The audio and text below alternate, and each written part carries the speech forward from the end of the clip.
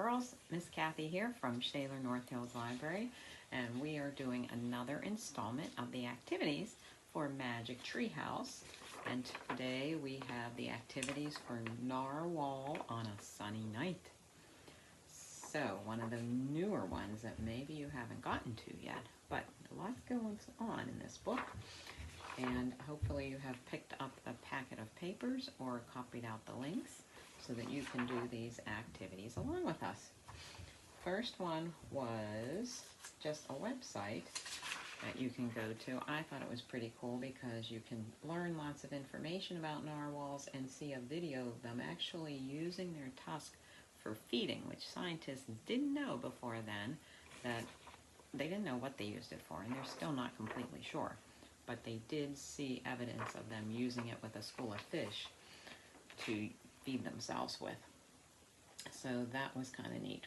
Then there is a Viking bread recipe because they visited the land of the Vikings. And it says that this isn't the lightest and airiest bread. It's very heavy, probably what they refer to as brown bread when you find it in a history book or a historical fiction book like the Magic Treehouse one. And you can try making that. It doesn't seem very difficult. And personally, if I was doing it, I would probably cut the recipe in half because it uses 5 cups of flour total. But hey, do what you want. And then we're going to make a Viking ship was the next thing. So I did this ahead of time on my own. I'm going to explain to you what I did. I basically followed their directions, but I made mine a little bit smaller scale, and I can see the paint is still not dry. I'm going to set this down here, and then I will explain what I did. So instead of using the full-size orange juice container like they called for, I used just a little milk carton because that's what I had. You could certainly use the orange juice container if you have one. You can also use several different milk cartons. Here's some hot glue here hanging off. If you did it with the smaller size, you could make several of them and make like a whole fleet.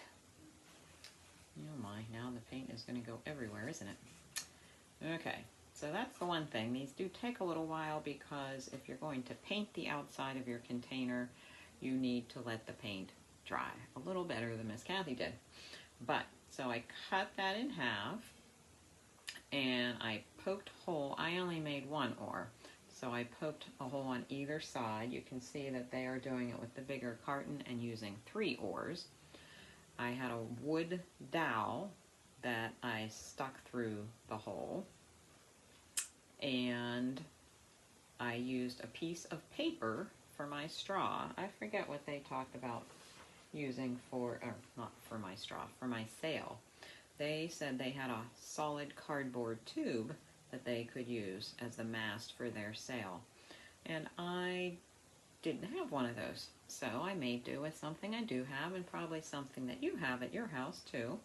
I used a straw, and I just cut my sail the size that I wanted it to be out of paper, and I decorated it. You could decorate it however you want. I noticed after I did mine that my stripes are going horizontal this way. Their stripes are going up and down. I don't know which one is more accurate to how the Vikings used to have theirs, but you can draw whatever design you want on your sail. So then I poked 2 holes in the sheet of paper to give me a place to thread the mast through. And what else did they say to do? They said to cut out a dragon head to put on the prow of your boat. That's a lot of Viking ships sailed with a dragon head. So I did use foam for that. If you used paper, the only problem would be you can actually float these things if you put them in water. And the paper would get kind of soggy, so I think that's why they use the foam. But you don't even have to have the dragon head if you don't want it. So there's that glued on with hot glue. I did find hot glue worked well. You could probably use Elmer's, but the hot glue was quick, and it was very helpful for gluing the mast into place, because I didn't know how else I was going to get that to stick without sitting there and holding Elmer's glue for a very long time. So with the hot glue, you just dab a little in, and voila, it stands up. So we have the dragon head on the front, we have the dowel rod with the oars on either side poked through, and we have the mast coming up in the middle with the sail that we made. And there we have our dragon boat. So, our dragon boat. It is a dragon boat, but it is also a Viking ship. So, try that at home, and again, make do with whatever you have. You're not going to go out and run into the store to buy supplies for this. Kind of alter it and make it your own. And that's why I do things a lot of times a little bit differently, just to show you. They give you good directions on how to make one like theirs, but if you don't have that stuff, go do what you do have. Okay, we'll sit that there, and we'll take a look at our list as to what is next on the list. The Viking ship printout took a lot of pages. Make a Viking ship. Next was the Viking word search. Yay! So, I don't think I have to sit here and do a word search with you either, but let's go through the words at least, in case some of them are a little bit tricky. Western Europe, that is a part of Europe that the Vikings came from. Explorers, that's what the Vikings were. They were explorers. Columbus was, we know, Christopher Columbus, who we say discovered America, but people believe that one of the Vikings was here years before him. Asia was a country that explorers went to. Scandinavia is one of the northern countries where Vikings came from. Longboat was the type of boat that they used. Atlantic is the ocean they had to cross. Norway is like Scandinavia, one of the countries up north in that area. Leif Erikson was one of the first major famous Viking explorers, and that's who they ran into in the book. The New World is what they were calling, or Christopher Columbus called the land he discovered. Vikings were reading about. Sweden is another country, like Norway and Scandinavia. Exploration, so we have explorers. What do? They do exploration. European, Europe is the entire continent that these countries are found on, Scandinavia, Norway, and Sweden. And Finland, also found on Europe. So anything that comes from Europe is European. So see if you can find all those words in your word search. Next up, we had a video that you could watch. This is another one because it shows them in motion a lot and has very good narration. I forget if this was National Geographic, but I thought it was really interesting to see narwhals moving around in the water. A little less scientific than the one that showed them catching their food. So check that one out on YouTube if you get a chance. The Narwhal Game was up next. And you can play this by cutting apart these cards. It gives you the directions in there, but you have two players. You would cut apart these cards, and you have to tell what comes at the end of the sentence. Narwhals live in the Arctic. Would you use an exclamation mark for that? Would you use a question mark? Would you use a period? Those are your three choices in this game. And it comes with an answer key, but don't look at the answer key if you are doing this for the first time. A group of narwhals is called a pod, and you have to say what comes at the end of that. I'm not going to give you the answers here either because you need to play it. And different cards that you get different times you do it will test your skills on other clues in the mix instead of just the ones you get the first time. So you cut these out, and if you do get the right answer, your friend is looking at the answer key and tells you that's right, then it says you get to roll the dice, and if you roll an even number, 2, 4, or 6, you found a narwhal. Color in one space on your board. Then it's your partner's turn. Who will find the most narwhals? So you could get the punctuation right and still roll an odd number, and nothing happens with that. It doesn't sound like. So you can change the rules too if you want, but you have the playing cards here that you need, and you have your answer key, the playing board, and the directions. So I thought that was kind of a cute game to play that has to do with narwhals and coloring spaces in on your board. And there were some cards too that said, no fish for food, skip your turn. So then you don't get to roll. Shh, narwhal is sleeping, skip your turn. Narwhal is swimming happily. You get to color in a space even though you didn't get the question or answer the question, and your narwhal made a friend. That's another one you get to color in a space. So those are like freebie ones or bad ones where you lose your turn. So that was the narwhal game.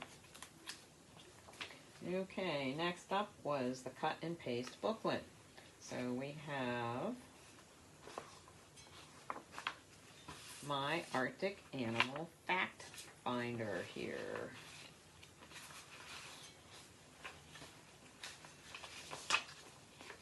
And I would first of all take out this sheet here that shows all the different animals that we're going to find. And then all the other pages in this booklet you can cut in half to make the booklet.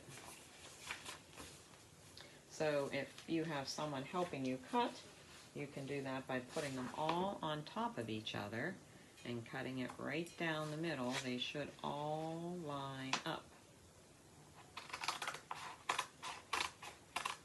And you're going to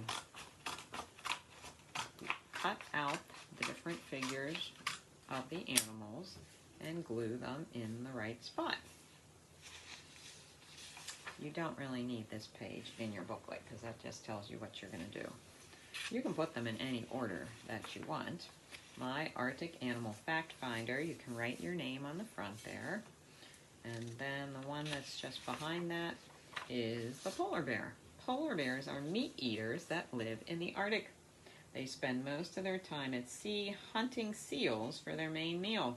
A polar bear has 10 centimeters of blubber to help keep them warm. So 10 centimeters is several inches. So I would color these animals on here first before you paste them in your booklet if you want, before you cut them out.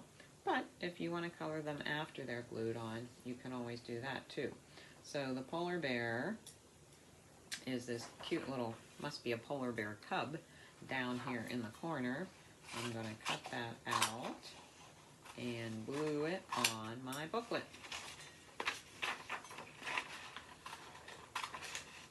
On the polar bear page, where we can learn some facts about other animals that are from the same area as the narwhals.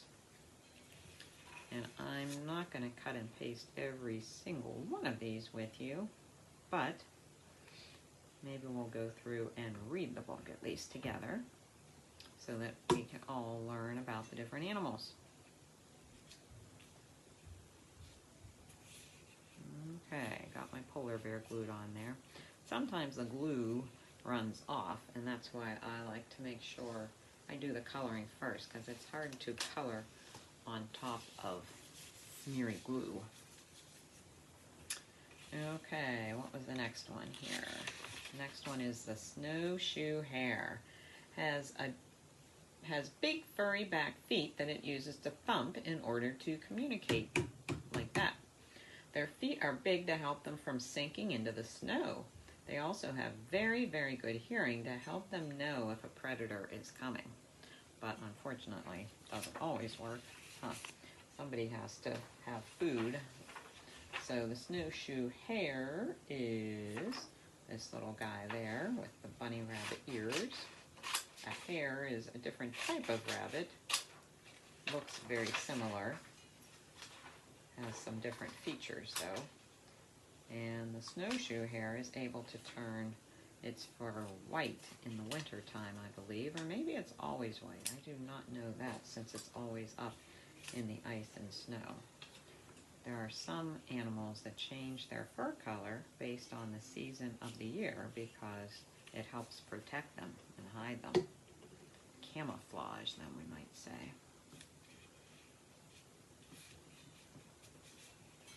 So that's the snowshoe hare. And again, I would color it in, although a lot of these animals are white, so there's not a whole lot to color in.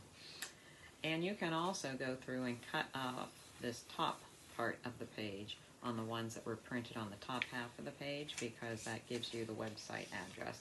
You don't need that as part of your book. Walrus. A walrus is known as a tooth-walking sea cow. A walrus uses its long tusks to pull itself from the icy water to the shore. Their flippers have a coating on the bottom to help them not slip on the ice.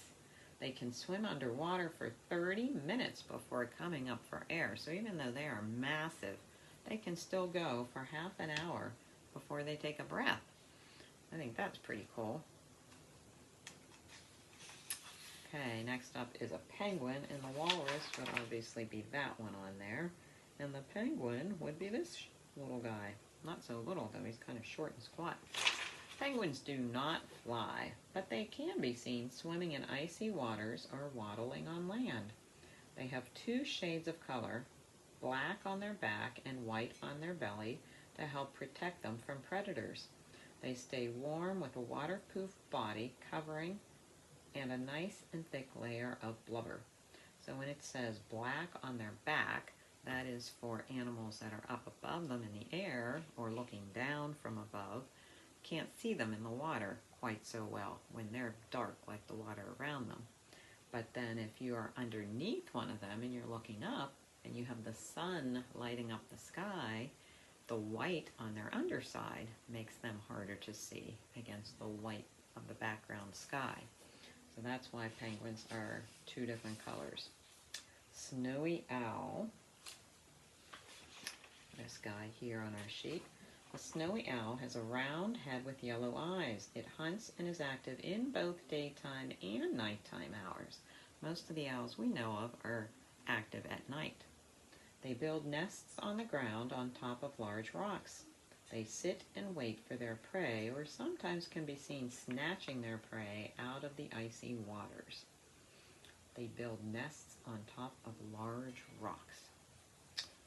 Okay, next one was the groundhog. We don't think of that as an Arctic animal, but I guess they're there. Groundhogs hibernate or sleep during the winter months. They eat a lot of plants and meat to get ready to hibernate, since they will not be eating from October to late March. They dig a small tunnel or hole in the dirt called a burrow to sleep in and care for their babies. So they're the ones that dig underground, and they do hibernate, just like the bears around here. Harp seal. So we have the groundhog would be this little guy here, and the seal obviously is that one there. Looks like he's waving to us. Harp seals are great swimmers that spend most of their time in the icy water. Their long whiskers sense vibration, and their big eyes can see long distances. Harp seals can stay underwater for up to 15 minutes. They are prey to polar bears and sharks. So sharks and polar bears both eat them. Moose. A moose is one of the largest mammals on land. It can grow to be up to 7 feet. That's tall, with wide antlers on its head that it uses to defend itself against predators. A moose eats up to 60 pounds of plants a day, so you guys might only weigh about 60 pounds. They have long legs to help them walk in the snow and mountains. So they are an Arctic animal, but they are also found in woodland areas as well. And we know that one from the big antlers on his head. Okay, which ones haven't we gotten to yet? We're holding out for, there we go, there's the narwhal. Narwhals are also known as the unicorn of the sea. They have long tusks that can weigh up to 20 pounds and be 10 feet long. That's crazy, 10 feet. Could measure that out on the floor. Could have a man lay down, and it would be almost two of them. Not quite, but their tusks are highly sensitive and good at detecting their prey or their predators. Narwhals live for about 50 years. And of course, you know which one is the narwhal on here, down there in the corner. And last but not least, the only one we haven't used yet is the Arctic fox. The Arctic fox gets its name from the color of its beautiful white fur. They live in burrows and use their fluffy tail to help keep them warm. They have a great sense of smell that helps them hunt down their prey underneath the thick layers of snow. They are plant and meat eaters and store their food under the icy snow to keep it fresh. So you might see them sniffing out their prey, and then they jump up and down on it and crash through the snow to get it from underneath. And that's the fox. Right, left, the only one left there. So you would do all of that coloring and pasting it in the right spot, and then you would stack up the pages, cut off the top part if you want to, and actually I see that there's something at the bottom too, so you can cut all that part off of there. And then, trying to get back to our cover here. Oh, I laid it down there. My Arctic Animal Fact Reader, and if you want to put anything extra in your book, draw some icebergs or some water area around it or anything, you can always add to the picture that they give you. But that was your Arctic Animal booklet. Next up was a Narwhal Snowflake. Now I'm not sure what this is going to turn out like. I have not done this yet. So we're going to cut out the square first of all. There's going to be a snowflake that looks like a narwhal, I guess. This was on the Magic Treehouse site. Never would have thought of making a narwhal snowflake, but we'll do it and see what we get. We are getting colder weather here now in our city, so it is not inappropriate to be making snowflakes.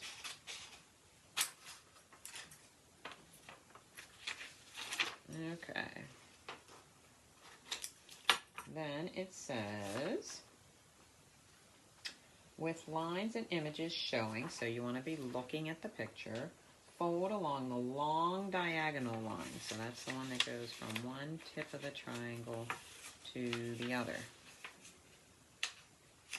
Try to do it as neatly as you can so that you can fold it right on that black line.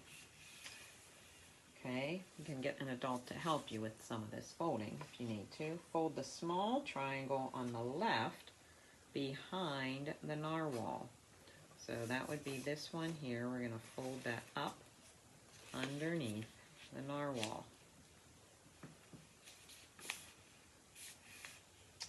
Then fold the small triangle on the right behind the narwhal. Cut away all the gray area.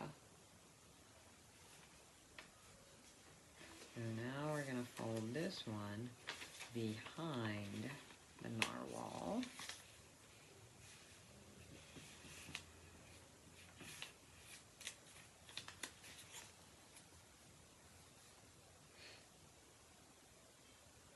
Cut away all the gray area. So something is not right here. They didn't give us enough directions.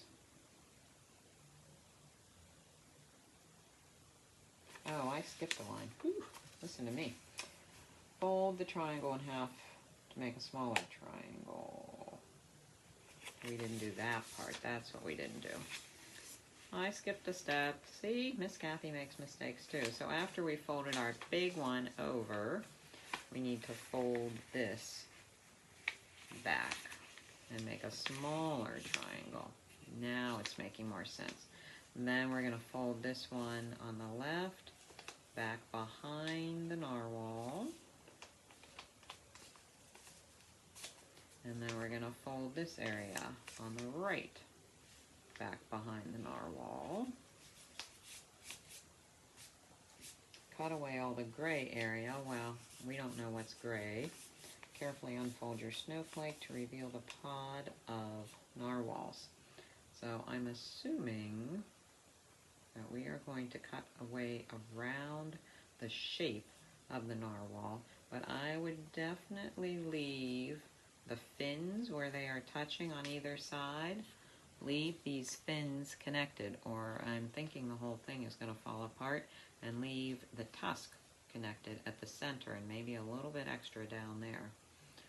The original sheet that I had did not have gray area on it. Maybe if you go to the Magic Treehouse website and check it out, you'll see gray area. But again, this is trial and error. If it doesn't work right this time, you can print out another one and try it with that one. Maybe something what we're doing is wrong.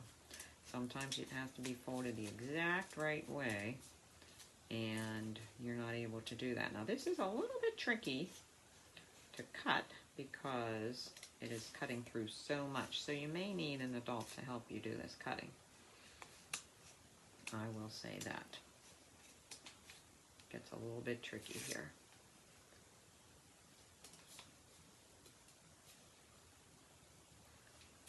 You want to make sure you keep part of it connected, or the whole thing's just going to end up as separate pieces, and you don't want that. So just be careful, and if you have sharp scissors, if an adult is helping you and they're using very sharp scissors, these are not my sharpest scissors because I was not very well prepared, I guess. I just forgot I had to cut through so many layers of paper when you're making snowflakes. Okay, one more cut here on this side. I got to cut around.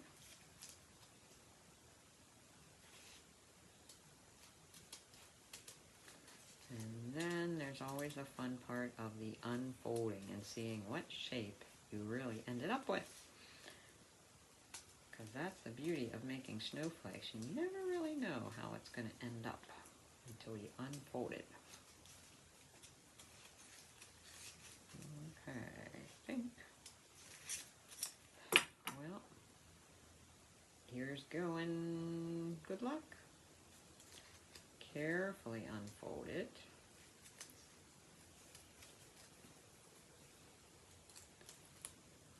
And, okay, there you go. And it is a pod of narwhals all touching their tusks.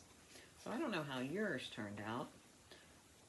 Again, I left a little bit extra right around the middle because I wanted it to have a connection there. And I left the fin area a little bit bigger than they called to, because cutting it very thin and delicate is a little bit tricky when you're cutting through all those layers of paper. But other than that, I think it worked pretty good. As long as you read all the directions, like Miss Kathy didn't at first. Okay, then the last thing on here is the Vikings Rune Secret Code. And I did go through and do this ahead of time. You have to figure out, these are based on the Futhark Viking alphabet.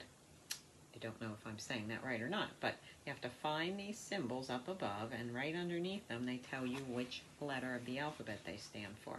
They don't have all 26 letters like our alphabet does. So that's what I found when I went through and did the code.